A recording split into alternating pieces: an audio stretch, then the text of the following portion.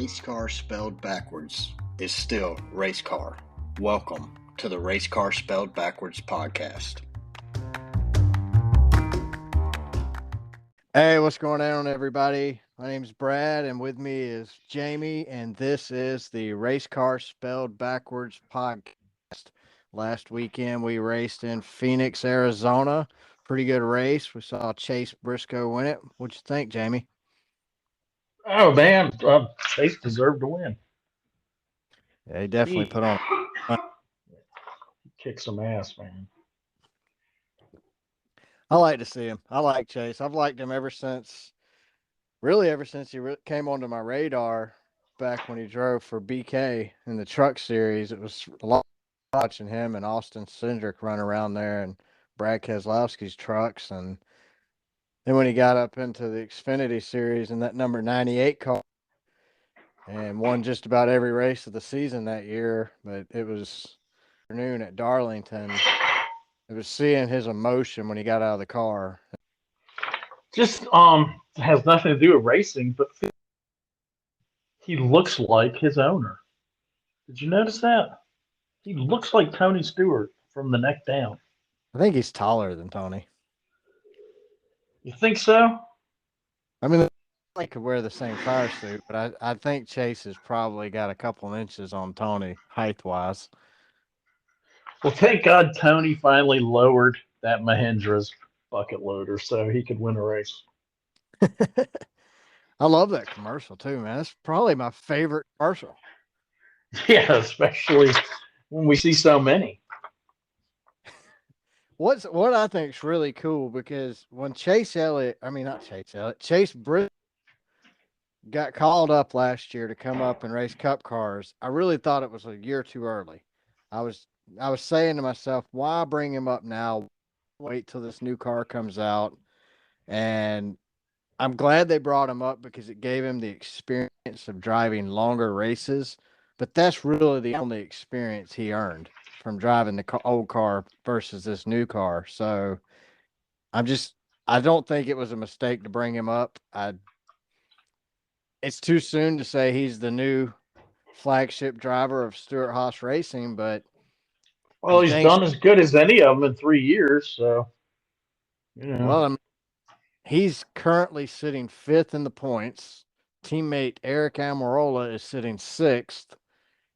Harvick is in 10th. And Cole Custer's in 24th. But Cole Custer won a race last year. Yeah, it was last year. That was all we saw really out of him. Briscoe has been up front all season for the most part. No, I mean, I think he's gonna be the standard bearer really for Stewart Haas. Kevin's Kevin's Kevin. old. Yeah, he is, Yeah, and Eric is just mailing it in right now. He doesn't care. he's out of here this season. And he's keeping his sponsors, so he's going to get bacon for all I think. Really? I heard That's pretty awesome.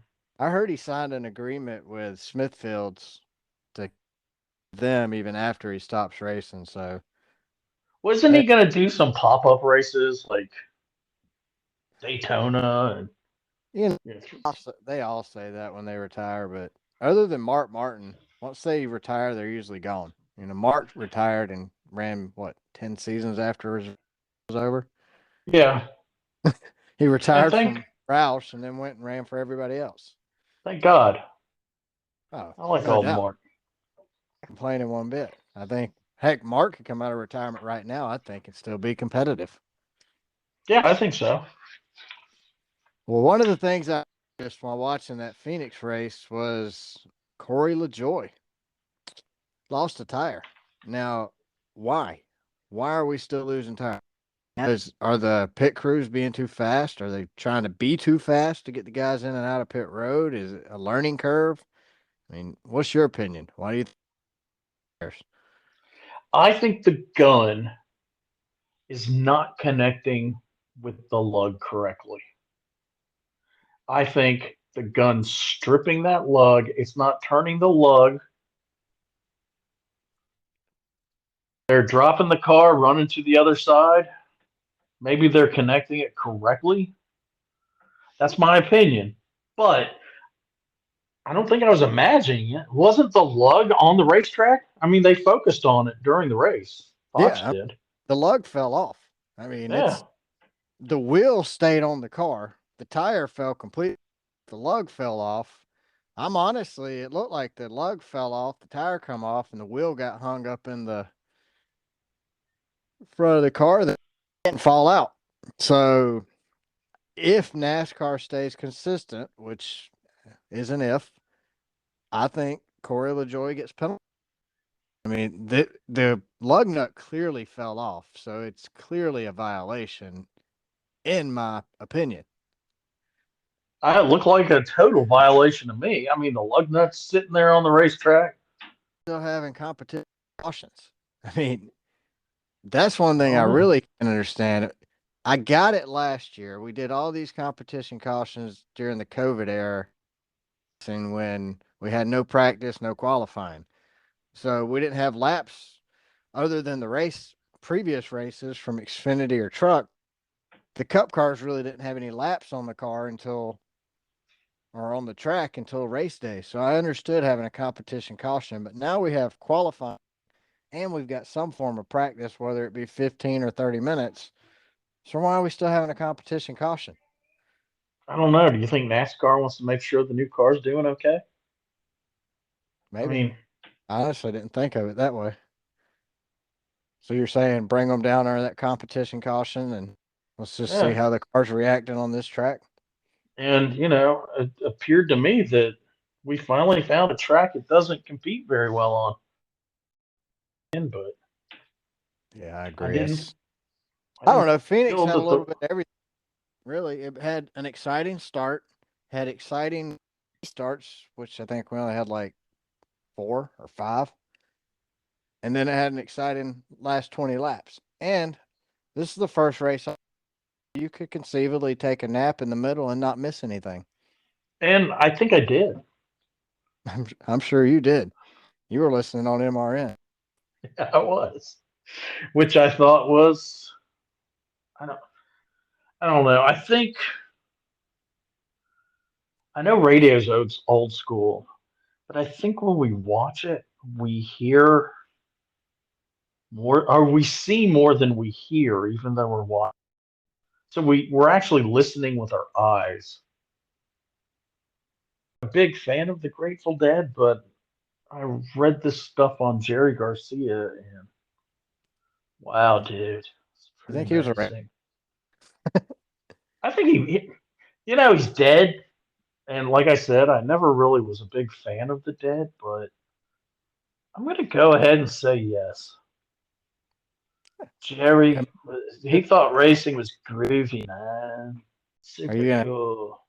I had a buddy of mine call and tell me how much he really enjoyed you singing "Poison" last week. Now he is a big hair metal fan, so that's probably why he enjoyed you singing "Poison." He actually asked for a podcast solely of you singing. So Oh, maybe at some point we'll do an '80s hair metal cover album where you sing and I'll just play guitar for you.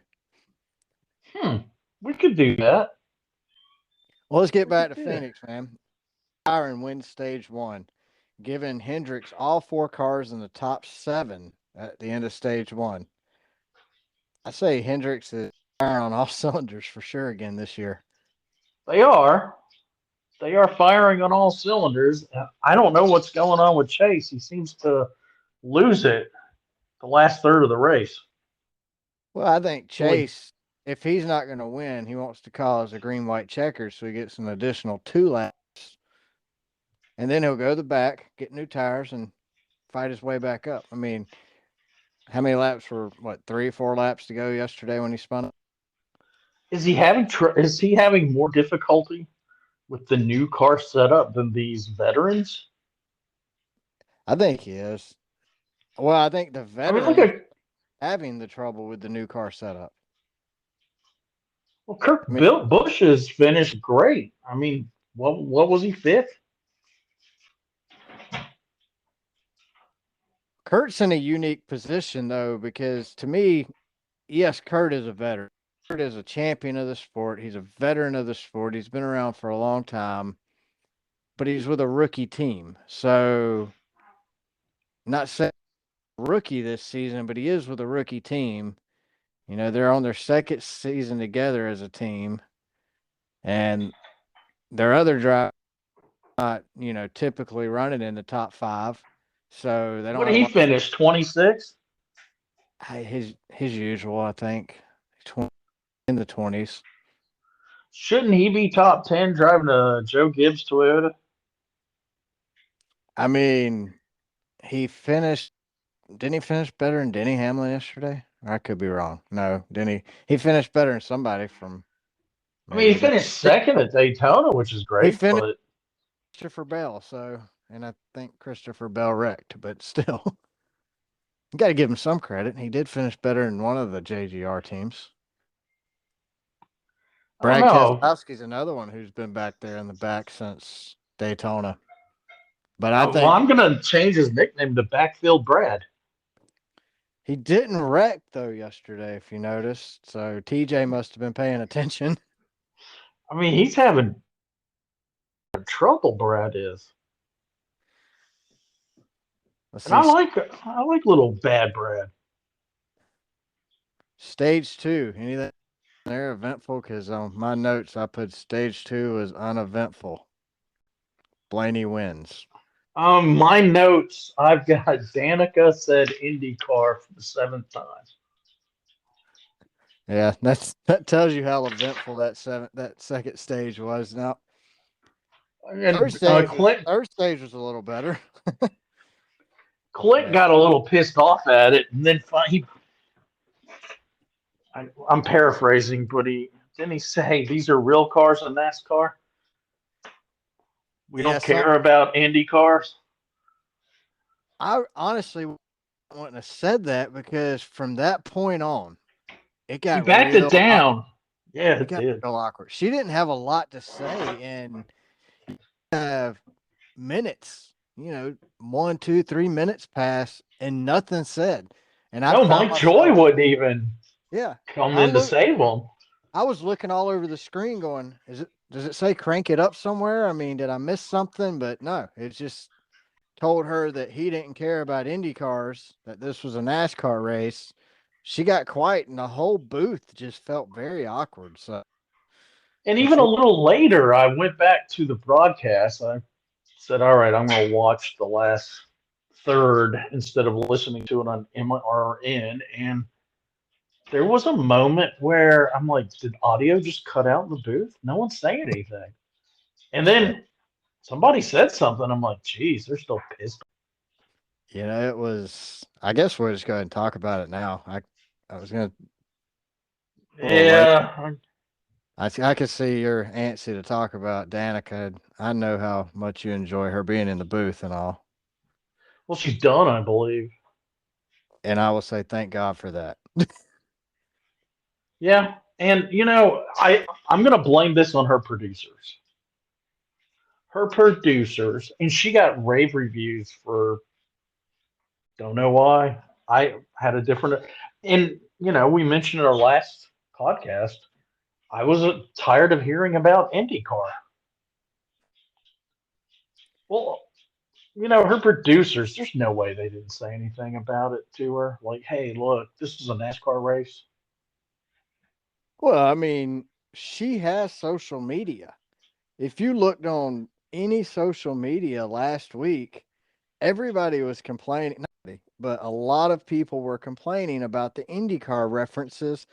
Honestly, man, I blew it off. Like, whatever. My problem is she raced in NASCAR. She For drove a like stock car. 6 years, man. Did she not gain any experience here? I Uh-uh. mean, she never once. I take that back. Martin Truex Jr. blows a tire, hits the wall. When he hit the wall, Danica got it. I've hit the wall there too. I know what that feels like. Do you think they'll bring her back? Knowing Fox, yes, I do. Because that's Fox, they have a tendency to double down on bad. So if it's really bad, they usually do it a little more and a little more. No pit reporter slid down the slide. Yeah, that's true. That's a bonus. saw Jeff Gluck tweeted something about how bad pre-race was getting. I think he said he's not going to watch pre-race anymore.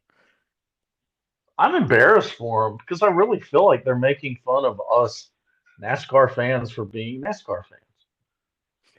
Yeah, I can see that.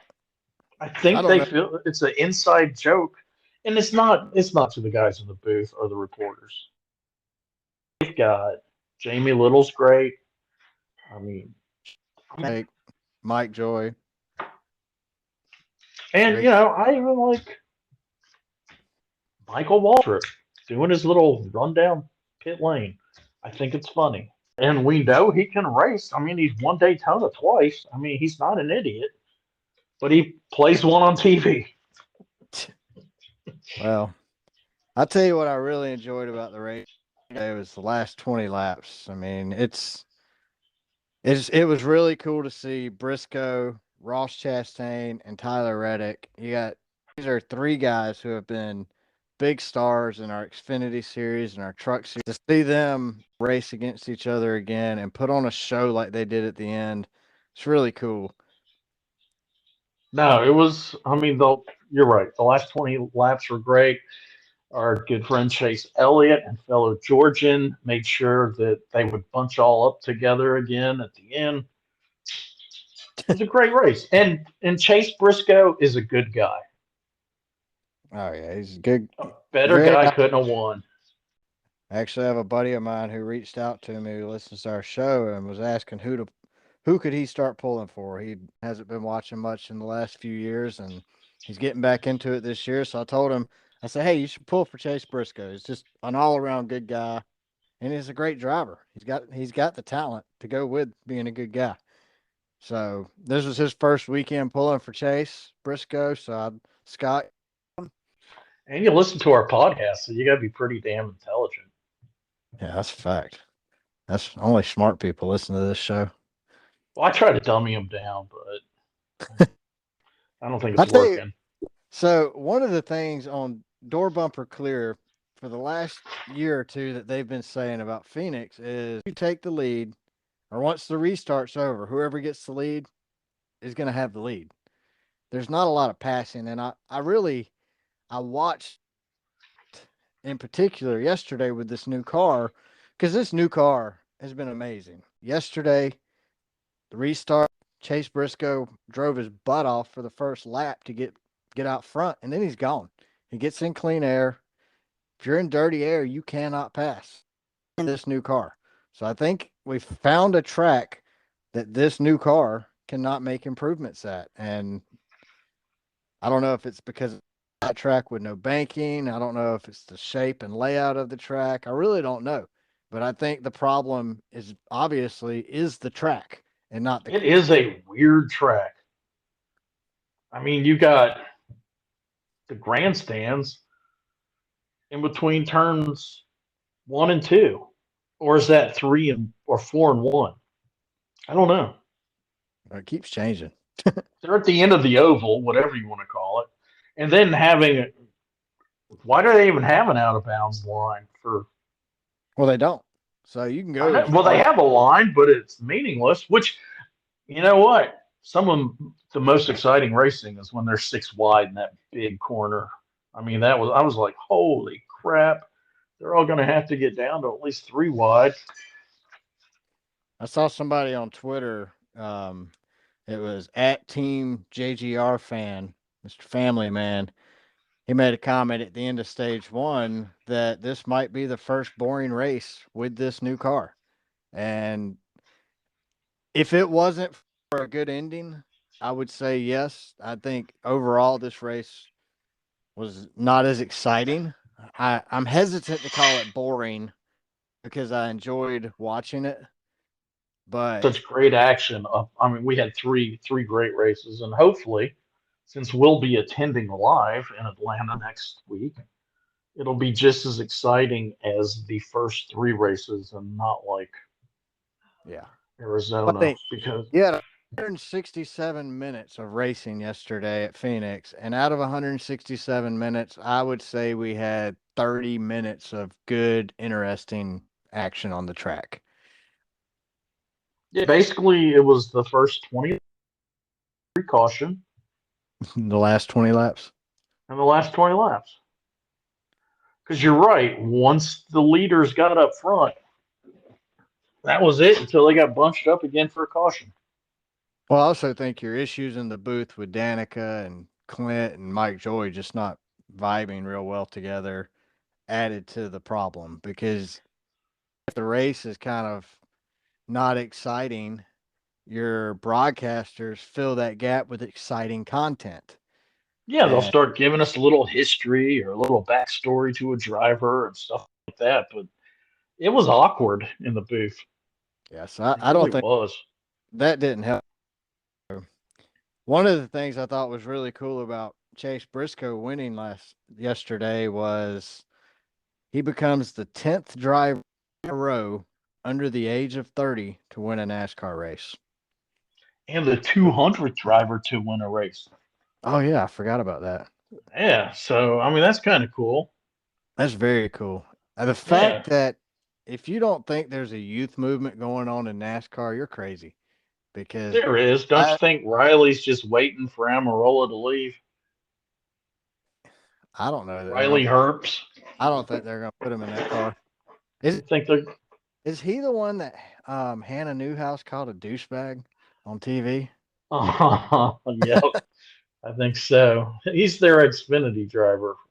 We should have Hannah on the show. I don't really know who's going to fill Eric's spot, but I think he would be a good choice. And these cars seem to fit that wheelhouse of those guys who come from his kind of background. That dirt track, modified, those guys seem really well in these cars.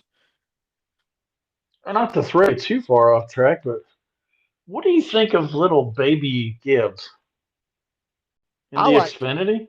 yeah, I like Ty Gibbs. I think he's a little on the aggressive.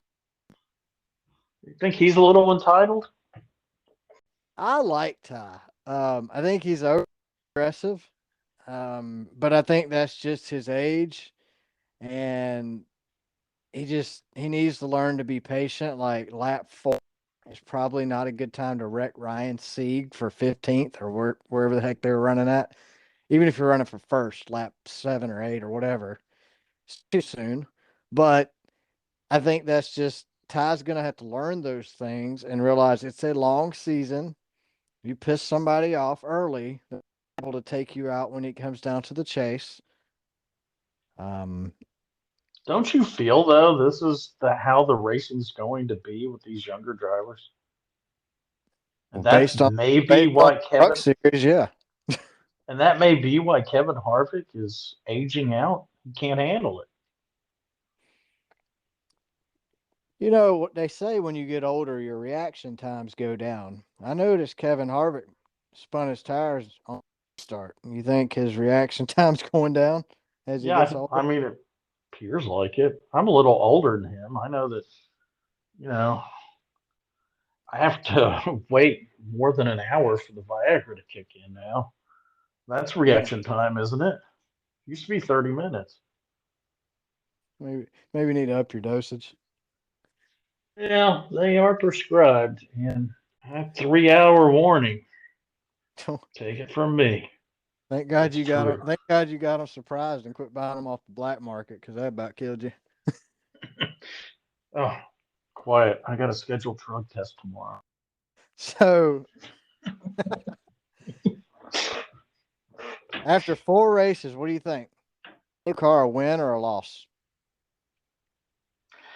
I'm gonna say we can't judge it on Phoenix. It's a weird track. The track that's gonna be closest to Phoenix is gonna be Martinsville. As I'm far a as little worried about Pocono being a triangle and long straightaways. Just because it's an odd shaped track. does Pocono And drive more like a road course though? except you're not making any right turns. Well, I Pretty mean, much, I think you could. so.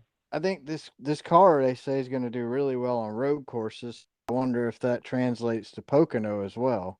I know, like at a road course, you run it backwards basically to make sure you're hitting your pits and everything in the right sequence. But I don't know. I think there's a lot of unknowns still. Like Phoenix, short tracks are still really an unknown because Phoenix is a 1 mile track, but it races like a super speedway, and it really don't even race like a I super. guess Richmond is very similar to Yeah, Richmond Phoenix is a 1 mile super speedway, basically. with But- banking. Correct. But I think these cars will do good at Richmond because of its shape versus Phoenix. I think they'll do better at Richmond than they did Phoenix. I really You can't know, wait to see how they run Bristol asphalt. on well, I was going to say just the dirt. It's going to I be a yeah, I'm show, that's for sure. yeah, it's gonna be a shit show. I'm just not a fan of Bristol on dirt. You have a very good racetrack. Last August, the night race, the non-dirt night race last August at Bristol was one of the best Bristol races we've had in years. And here we go dumping dirt on it again. I don't I like the dirt on it either. I just can't get behind it, man. It's just not as cool as I thought it would be. I'd rather see them go somewhere else. Run on a true dirt track. There's no reason to convert one. How about this? I saw this fact or somebody this out yesterday or this morning. It said after 4 races, the lap leaders for the year are Ryan Blaney, who's led 109 laps, Chase Briscoe at number 2 with 121 laps, Tyler Reddick at number 3 with 90 laps, and Ross Chastain at number 4 with 83 laps. Say The what? young guns are coming, man. Who would have thought we would have those 4 guys as our top 4 lap leaders? That's race after race 4 of the season.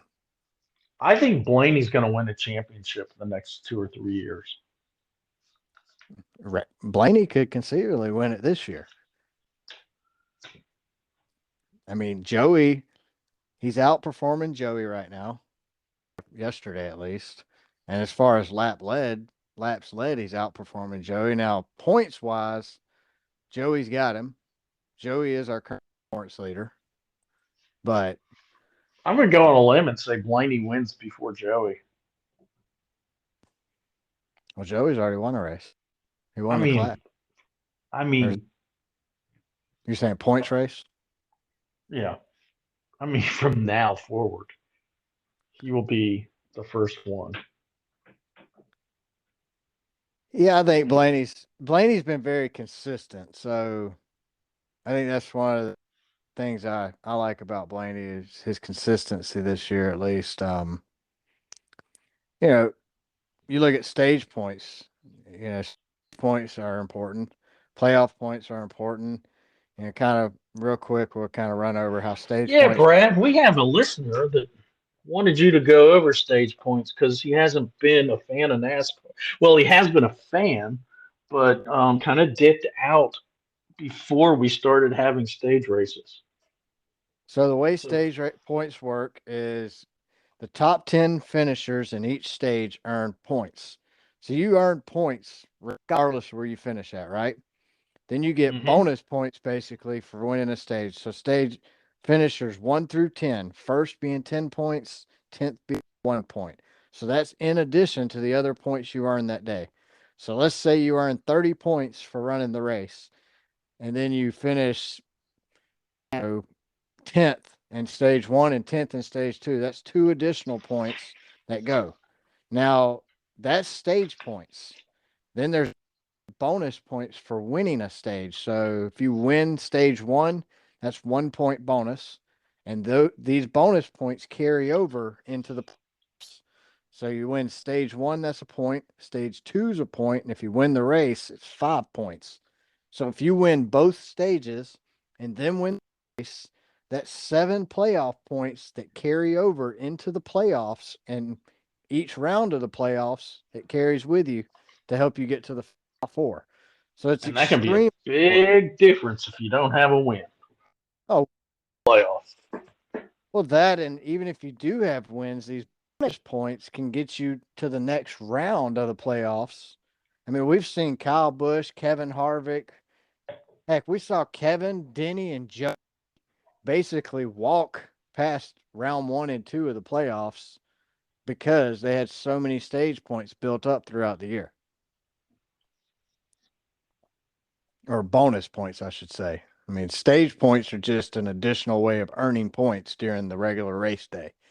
Those don't necessarily carry over with you. They just get you to the finish line of the regular season. It's the bonus points that carry over. So there's really three types you earn each race: stage points, bonus points, and regular running points. And points matter.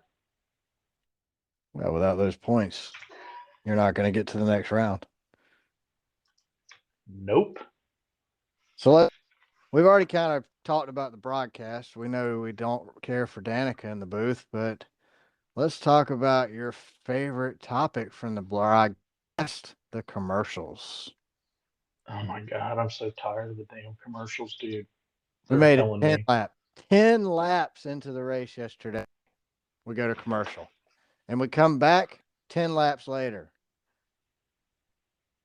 We had 167 total minute racing yesterday, 205 minutes of total broadcast time, 38 minutes of traditional commercials, and 9 minutes of side by commercials for a total of 121 commercials. Dude, it is, I'll be honest, I didn't mind the by side so much because I didn't have to listen to the broadcast booth and I could still watch the race. They could have ran the whole thing side by side and I wouldn't have loved it, but I wouldn't have had to listen to the booth. So I would have probably just watched it like that and been okay. But man, 10 laps into the race, we go to commercial. And then we come back at lap 20. I would like to say every 12 laps, I think we probably went to commercial. And, it shows 38 total minutes of commercial. Really, Well, what's you that? know, 47 total minutes of commercial if you use the side by side. I think they were running them in like 4 or 5 commercials. Right. 4 or 5 commercials, go back, run 10 laps. 4 or 5 commercials, go back, run 10 laps. Because I felt like every time they finally their groove as commentators, they went to commercial. the timing of the commercials. I really feel. I mean, I want to see the race and I want to see the pit stops. But does it really matter that I have, as you said, in-car camera or long shots of them just making laps under caution while they're throwing sand on the track or blowing the track clean or removing a wrecked car? I don't need to see that. You can run your ads in. Yeah. I mean, for me, the in-car camera is it's kind of overplayed now. Like it was cool when we had David Pearson do it for the first time years and years ago, but now everybody has an in-car camera. So the majority of the race is in-car camera shots. I think the visor cam where it's on the guy's helmet and you can see it moving, I think that's really cool. But they've kind of outdone it. So it's not new anymore. No, it isn't. And that is a perfect time. If I'm watching them make 5 laps before they go ahead and start the race, I mean, isn't that 5 commercials they could have run? At least 4. Yeah, I don't understand why we're not running commercials there. So during cautions, show us the pit stops, but all these laps they're running around, throw commercials in. There's nothing happening on the track because look, these guys, the broadcasters, they can tell us what we missed from the pit stops once the race gets back going. And I Hey, would rather if you know, do that than miss. I would rather see them racing on the track and have commercials during cautions and then have you catch me up with what happened during the commercials while they were under caution while they're racing. Just catch me up later. and if someone runs into the jet dry during caution, they can show me video. Dude, that was awesome. That was a That was awesome. that was the Daytona race that finished at like 1:30 in the Oh, morning. yeah, I remember. had Brad Keselowski and Dale Jr. doing a foot race to the Porter John on the back straightaway. That was awesome. Didn't someone get in trouble for texting or posting on social media with their cell phone while they were Yeah, black? Well, they were red flagged. I believe that was Brad Keselowski as well. Was he telling the world he was tweeting that he had to pee? Something like that. Yeah, but now they can't even drive with their phones in their car, which is hands free. You shouldn't be texting and driving while in the Cup Series anyway. But if they're under a red flag, they could sit there and watch Netflix or something. Now they can't even do that. Always one person that ruins it for everyone else. Way to Well, go, I Brad. I have a feeling that Fox is just mailing it in this season. I don't think they're going to bid for NASCAR when the Yeah, contract's up. I don't think they will either. Honestly, I think I really don't. I think we NASCAR needs a dedicated streaming service just for the races, just for their stuff. I mean, we can still have these TV contracts because I know it's a money thing. I know these TV contracts pay a lot of money, but an additional streaming service on top of that wouldn't be a bad move for fans. I mean, that's just doing something for the fans, and it's an Yeah, additional source of income. I'd give them $100 for like NFL ticket. Yeah, I mean, making Netflix for NASCAR. Heck, Yeah. there's enough content we can fill up 24 hours a day, 7 days a week with Sirius XM radio. I think we could come up with something to add some content to a TV streaming service for the Cup Series. Cup, Xfinity, Truck, ARCA. We have the modified series, and you have all kind of. You have this Mav TV and all these other Dirt Vision, all these other guys who are running dirt programming. Why don't you get with those guys, combine it all, and have one big racing streaming service? They need to. I'm Yeah, all there's for it. They could even strip that out of the broadcast package and say, hey, look, we're going to sell this. We're going to split the revenue with you. It's going to be another revenue maker. Because, yeah, because you I would, have ads around it. Like show the race the whole time. You could have stationary ads pop up. You could still ads on a streaming service. or you could do side by side. I'm okay with that. But just guarantee I'll see the whole race. Exactly. Well, we're not going to have that problem next weekend, Jamie. You know why? Because we're We're going going to to be. be at the race. I can't. If you're going to be out in Atlanta, look for us. We're going to be out there before the race, and we're sitting in section 254 in the Champions Grandstand. So You come by, we'll give you. look for the ball guy. That's me.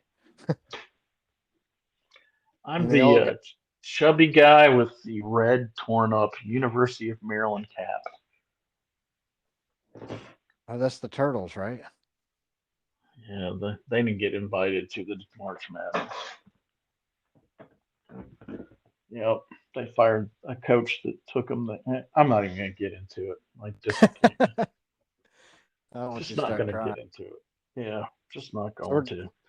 so if I was going to go to Atlanta, Jamie, where would I not want to stay at if I didn't live here? Well, I've got a couple of hotels you just might not want to avoid.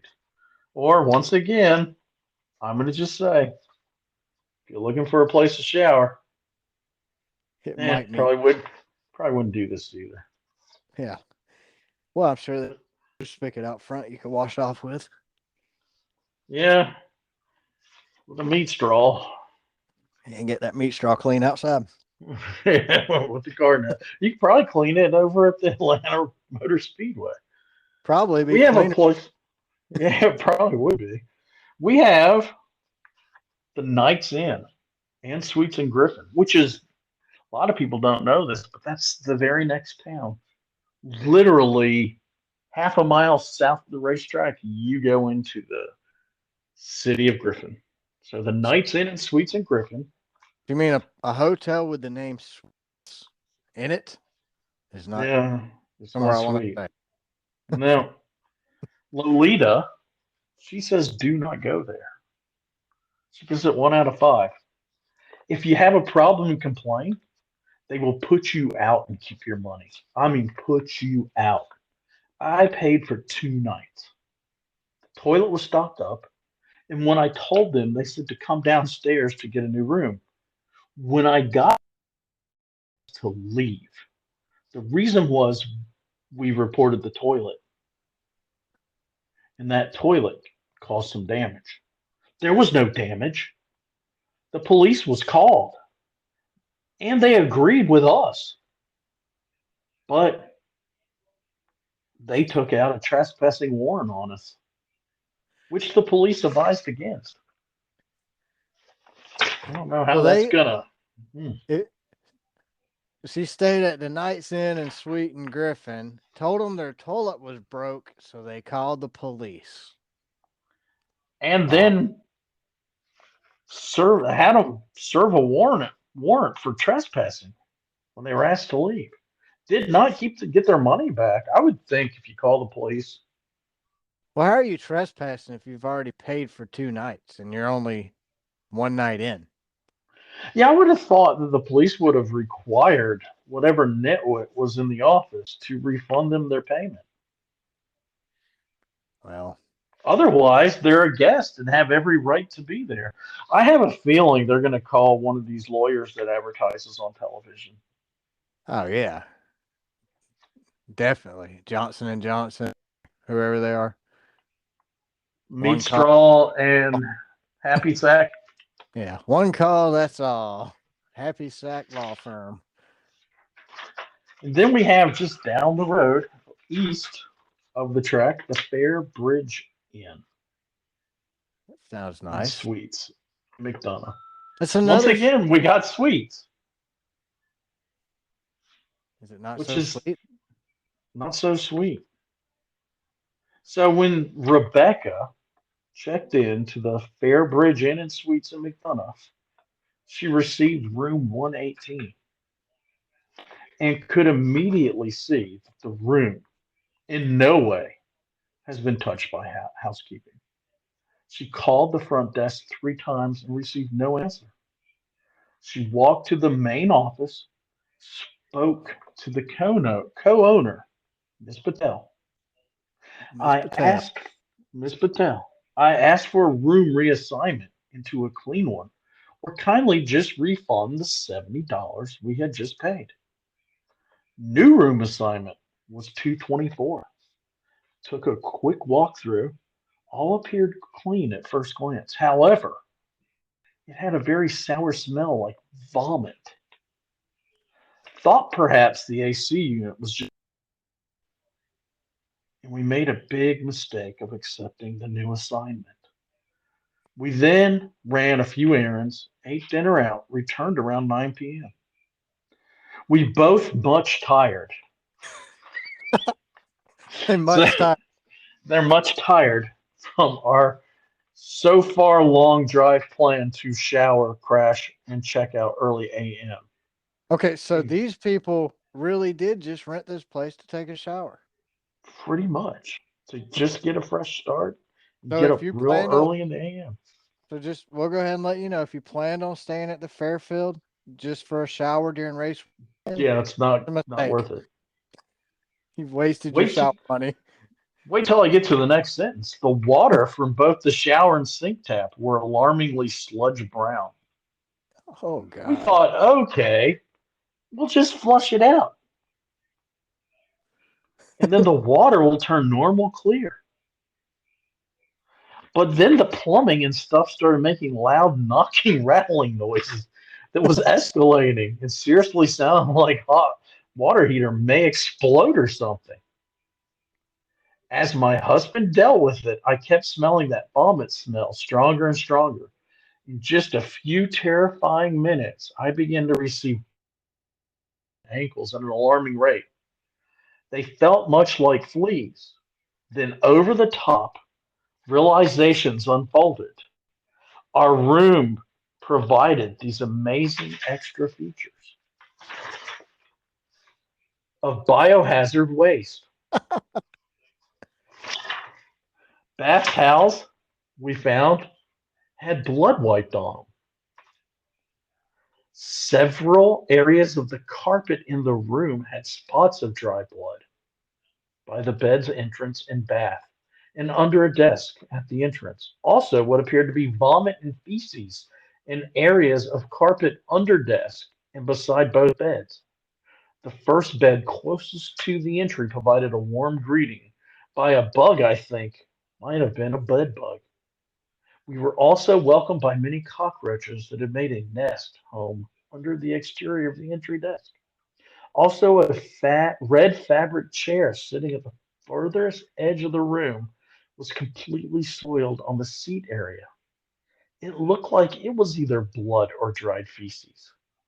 We also had people suddenly hovering close to our room door, and since the latch was broken off and bottom of door didn't fit straight, it was angled so off that we could see people's feet at the bottom section.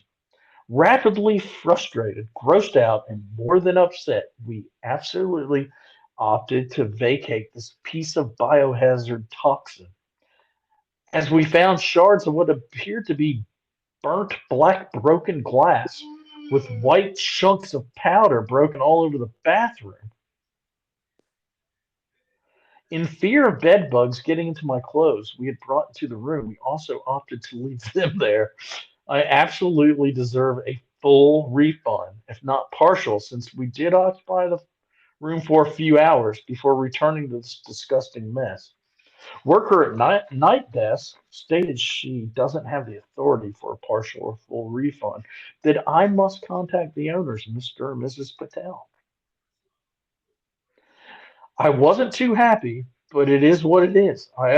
Also asked for a receipt since Mrs. Patel didn't provide it at the time of check-in for my payment. Woman working front desk stated she could offer yet another room, and I absolutely we were out of there.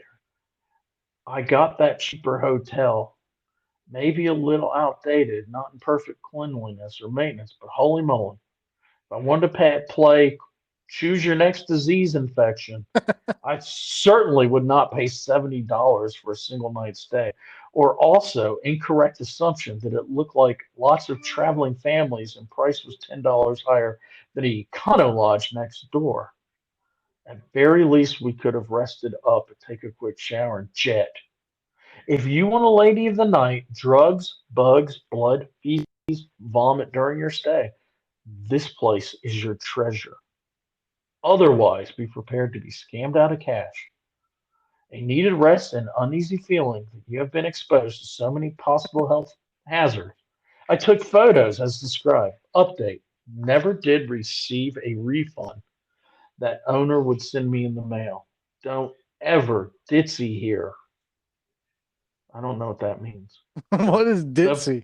I don't know, but the PTSD you may endure because of the stay is not worth it. Man, Rebecca goes to the Fairbridge Inn in McDonough, gets PTSD, and there might be a dead body shoved in that hot water heater tank. Maybe that's what the sludge is from. Well, that's what I'm thinking, Nate. So the previous tenants of that hotel room, what they even give a room number, right? Room 224. Yeah, that was the Probably, second one she went to, and where well, things got maybe, crazy. maybe they complained to Mr. Patel. So Mr. Patel killed him, shoved him in the hot water heater tank, and then left him there for the In your next person. opinion, In my opinion, yes. yeah. I'm not a medical examiner. I'm not a police detective. I'm just a heat and air guy. And But we can't be sued for your opinion. exactly, and but I have watched CSI, so although But I don't, Rachel put this down a Google review. I know the So feeling when you walk in a room and it smells like vomit, kind of like the beach. And I mean, I know that feeling. yeah, It's a bad feeling. You know, at that point, it can only go downhill. especially when the sun goes down, the creeps come out at night. Well, I mean, all the glass shards she had in her room, so that was probably a crack pipe, right? That's what I'm thinking. Dude, Never that's smoked crack, but I've seen it on TV, 60 Minutes, and all that fun stuff. yeah. I Maybe mean, they're smoking fentanyl. Seems to be the the Reagans drug of, talked about crack a lot, so yeah, they say something about the holy moly crack pipe being broke. yeah. And, I don't want to get political, but I am a Republican. But didn't Yeah, Nancy Reagan kind of look like a crackhead? yeah, I mean, she's made life miserable for a lot of people. So maybe she wanted to flood the market with too much crack so she could get it cheaper. maybe, maybe She she just, probably it probably wouldn't have hurt for her to try some drugs. no, she had a big head. I mean, Well, that's all I'm going to say. if we learned anything during the hotel review, it's if you're looking for ladies of the night, drugs, bugs, blood, feces, or vomit, you She's can a one find out of five. you can find it at the Fairbridge Inn and Suites in McDonough. Oh, we got another one. Oh And this no, is, I know exactly where this is. Locust Grove, the Scottish Inn. that even sounds nasty. You'll see it if you go and get off at Locust Grove and head to the track. Because you'll Oof. see a sign before you get to Locust Grove coming up from the south that says Atlanta Motor Speedway, and it tells you the exit at Locust Grove. What I it like doesn't tell you, you can go up two exits, and it's a 4-lane highway all the way to the track. But this is my girl Shelly. I Shelly. know exactly where this Scottish Inns is. Ugh. Yeah, it's up there by the Western store. I would have given it a one without pulling in the parking lot. Shelly, she's your girl, man. She You're made the gonna mistake. love Shelly. I love Shelly. Shelly's amazing. But here is her review. One out Scottish in Locust Grove. You cannot understand them. So I guess they have a Non speech English, impediment. non English speaking. In Locust Yeah. Grove, there's mostly English speaking, but anyway, go ahead. The bathrooms smell and have mold. Okay. When I arrived, the faucet was leaking water around the base. Asked them 5 times if I could please have it fixed. It never was. The bed sheets were stained, the pillowcase too. The walls has God only knows what on them. Under the bed was never swept or mopped. I had to put blankets on top of the bed, and of course, I used my own pillows. The Smart towels girl. were stained. The tub had pubic hair all over it, and it wasn't mine because I don't have any. Shelly. Okay, Shelly. How you gonna put that in a review? She put I it in there. shave. I shave. Yeah. Shelly. The rooms and air conditioners was all rusty and the showers didn't work, probably because they were full of hair. Maybe someone before Shelly shaved in there. Maybe, Anyway, maybe that's why there's pubic hair all over the tub. yeah. The bathtub faucet pulled out of the wall. Oops. The phones you can't hear on the other end. If you have a dog, they're supposed to charge you $10. They charge me 30. Maybe it was a big dog. The next time said if the dog was there again, they're going to charge me 100. Let's get to the neighbors. There were more fights than I've ever seen. The front desk did nothing. The drugs around the place was disgusting also. So obviously Shelly shaves and they did not have the kind of drugs she likes because the drugs around there were disgusting. It just wasn't her style. And then she goes on and says, me and my boyfriend don't do that kind. Well, they didn't do the kind of drugs they were offering. I wonder So what kind they like. Maybe they're just weed people. you would think if you're willing to put that you shave your pubic hairs in your review, you would also put what kind of drugs you like. Like the drugs they had were disgusting. They didn't have what me and my boyfriend like. We're kind of into meth and We don't stuff. So do that kind. yeah, I mean, they just didn't have the kind. All they had was heroin at this stupid hotel. I had to leave. Yeah, And then management probably did nothing about that either, I'm sure. we just wanted to sleep. We barely got that. Again, management did nothing. I wouldn't stay there if it was free. You gotta. Uh, I I tell you what, don't think you'll find Shelly her again shared at the Scottish Inn. shared more with me in that review than I ever had to know about Shelly. So we know she don't like the drugs they were offering. They were disgusting. And her boyfriend did not those kind of drugs. And management didn't care. You would good management would go get the drugs you like. That's true. A good concierge would do that. And for those of you men out there who prefer a woman that has no hair down there, you can go to the Scottish Inn Locust Grove, and it does have her full first and last name. Yeah, we're You not can giving them. go stalk her on Facebook, probably. Mm. She probably works the front desk there now. They hired her. Mr. That is Patel probably hired her. that's insane, man. It's well now if you're coming to Atlanta, you know where not to stay.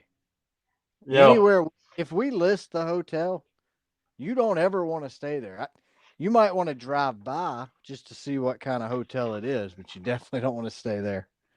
Do you think on future podcasts we might need to suggest places to stay based fully on their ratings?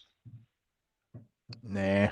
I think Maybe people we just should count. just do a podcast reading hotel and restaurant reviews on places you might want to visit.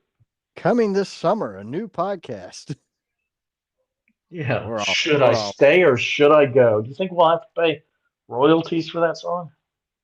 I can sing it. you sing it, but you have it in a hair metal glam band kind of way.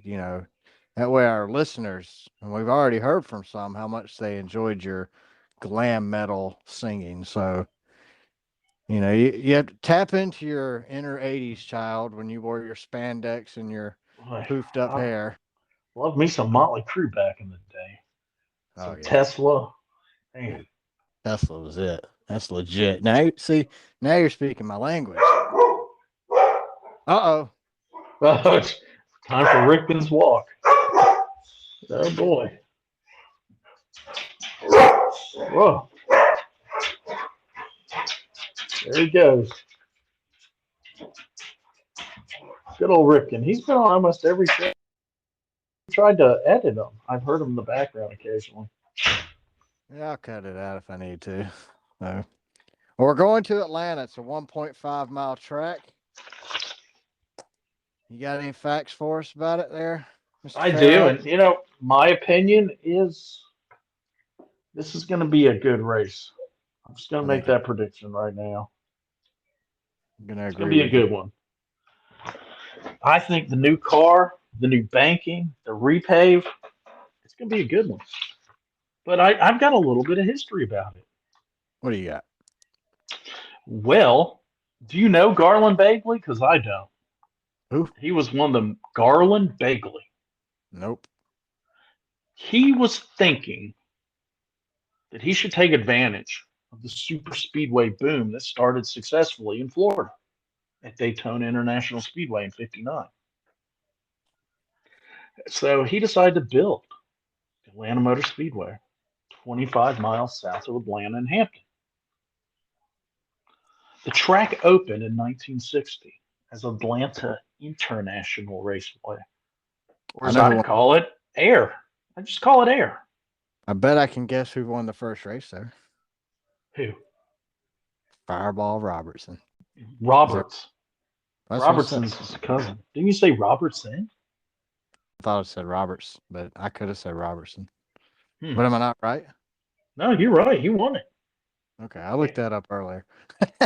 And did you know that Smokey Yonick prepared his car, who is known as the greatest cheater in NASCAR history?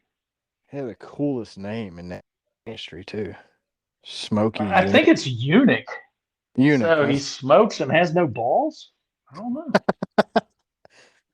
And I've seen I black and never white thought of pictures that. of him with a cigarette. Do you I think know that he was smoked. caused? Everybody smoked back then. Even the drivers smoked. What a lot of people don't know when they come to the Atlanta Motor Speedway is that Atlanta has a long history of racing.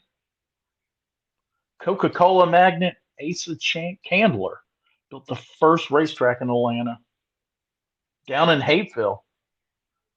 And where that track sat is now the Atlanta airport. He built it in 1917. Really, I didn't know that. Yeah.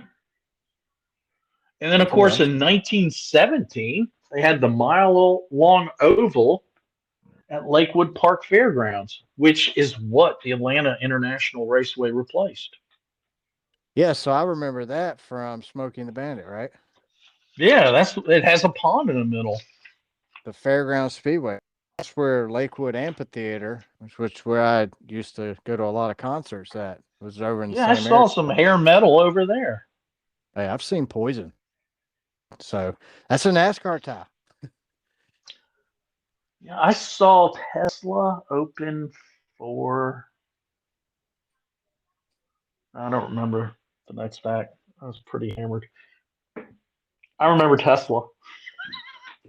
They I'm excited. opened. I love Atlanta, man. I mean, this is where obviously we're both from here, so this is our home track. It was the first track I ever got to go to as a kid. I can remember walking in there with my dad on a Monday morning, skipping school. You know, I was skipping the fourth grade or whatever it was. But I just remember the feeling I got. I remember the way it smelled, the way it sounded, the way it felt. I mean, it's what hooked me in. I got hooked to this great sport that we all love so much at Atlanta Motor Speedway. So I cannot wait till we get there this weekend. No, also my first track. My grandfather took me,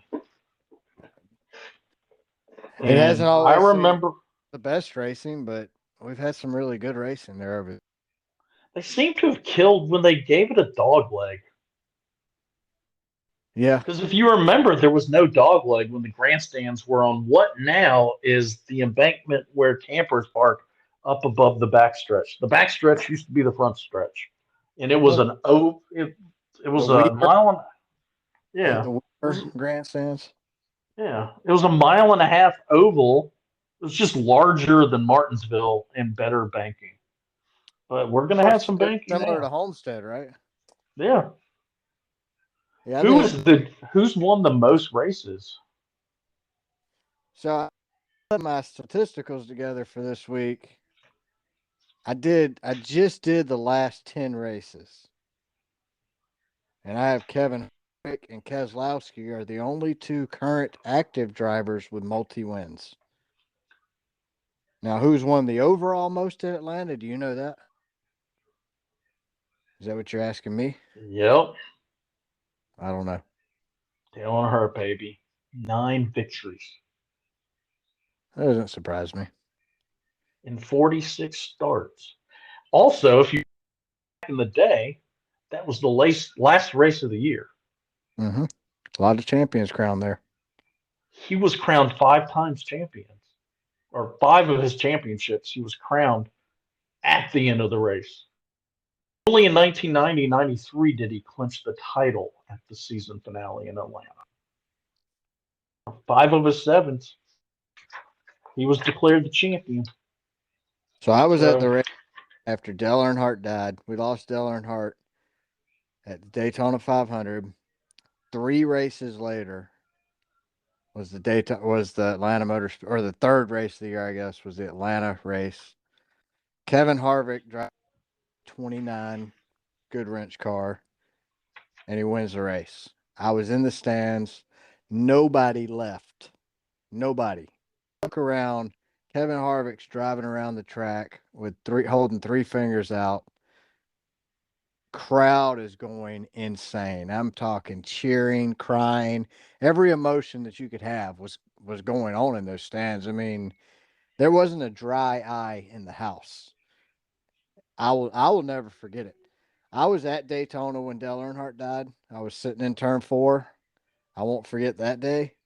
And then a couple weeks later, I was in Atlanta when Kevin Harvick won, and I won't ever forget that day. I saw both on television, and it was gut wrenching. Since I'm gonna be honest, when Senior died, I was like, I'm not watching racing anymore. I'm done with NASCAR. I remember calling my girlfriend at the time, who's now my wife, crying on the phone, telling her Dale Earnhardt just died. Now I've got the top 10 from the first race. All right, who are they? First, I want to say, Fireball Roberts died in a car accident like the king of Land Motor Speedway, except Fireball died in a fireball. Isn't that horrible? Yeah, I saw that. I've seen that video a few times. It's pretty gnarly I mean, he wreck. died like 2 weeks later, but he burned up in his car. But anyway, he came in first. And just tell me if you recognize any of these other top tens, because I only recognize about three of them. Cotton Owens came in second. Jack Smith came in third. Bobby Johns fourth. Fred Lorenzen fifth. I know Now, that name. I know that name too. Jim Pascal or Paschal sixth. I think it's Seventh. Pascal. Oh, is it? I think. I feel like I've heard the name. So he was sixth. Ross Howard was seventh. Lee Petty, which we know, Yeah.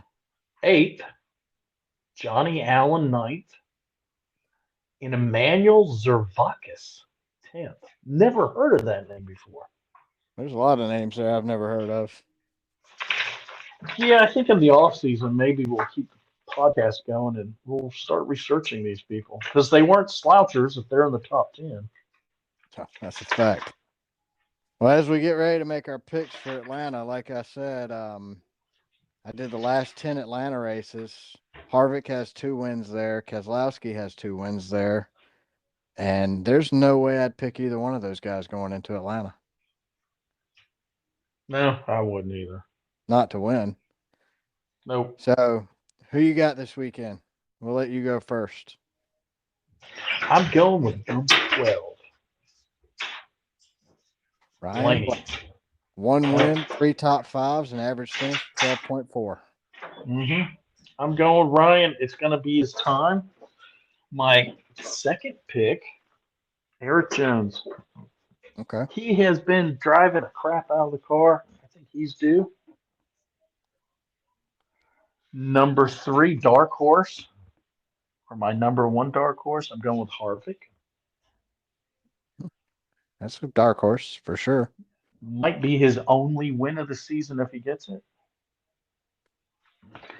My 4th Dark Horse, and I actually was debating whether I would choose him to go first, my first pick, but he ended up 4th or second Dark Horse, Kurt Busch. All I've right. seen I've seen Kurt Busch win there, I believe, twice But is Kurt really a in dark horse? person. Well, he So, is with a startup team, and I don't think his teammate it's helping is him. gonna help him win it all. I may be wrong because Bubba has won a race. Well, in Was full at a super disclosure, speedway. my main pick for my first pick was Kurt Busch. Not as a dark horse, but to win the race. I have Kurt Busch And down as the main pick. to be honest, for the purposes of secrecy, we did not share our picks with each other before this podcast. Never do. So No one here's my copied or picks. cheated. All right, hit it. I'm still gonna go with Kurt Busch because I have him as one of my main picks, not a dark horse pick.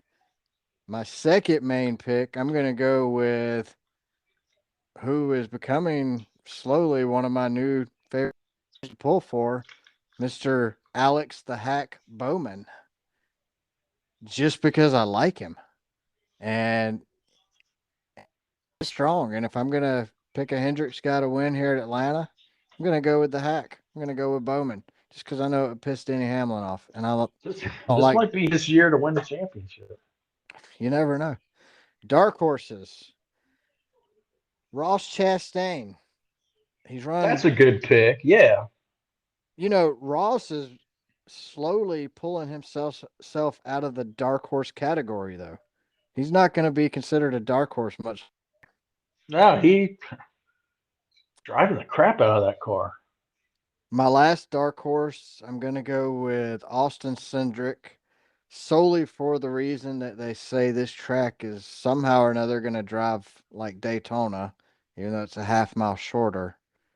I still Austin Cindric just because of that. That's really the only reason. But Well, also, well, I guess Brad Keselowski has 2 wins at this track. So that number 2 team that Austin Cindric's racing with has 2 wins at this track in the last 10 races. So the team knows how to win. And Austin Cindric's a good driver. So it wouldn't surprise me one bit to see him win here. and if it drives like Daytona, Ford was dominant at Daytona. Yeah, rumor on the street is they're going to have the double yellow line rule here at Atlanta, where you cannot pass below the yellow lines, just like at Talladega and Daytona. I have not confirmed that, and I can't find it confirmed anywhere on Bob Pockris or Jeff Gluck's tweets. So we're going to, it hasn't been confirmed yet, but look out for that as the week goes on. Watch out for more information on that. And if you follow us on Twitter, that's at car backwards on Twitter. If I find it, I will retweet it and update you there. So make sure you follow us all week for that on Twitter, or you can check us out at our website. It's racecarbackwards.com. Which we have a link to every one of our podcasts. If you plan on going out to the Atlanta Motor Speedway this weekend, definitely hit us up on Twitter at Car Backwards. Well, guys, thanks for listening. It's been another great episode. We look forward to next week. Make sure you share this with friends, like it, follow it, subscribe, whatever else it'll let you do. Just do it. But thanks for listening. Been a great show. Appreciate it. As Daniel Suarez always says, adios. Later. Later.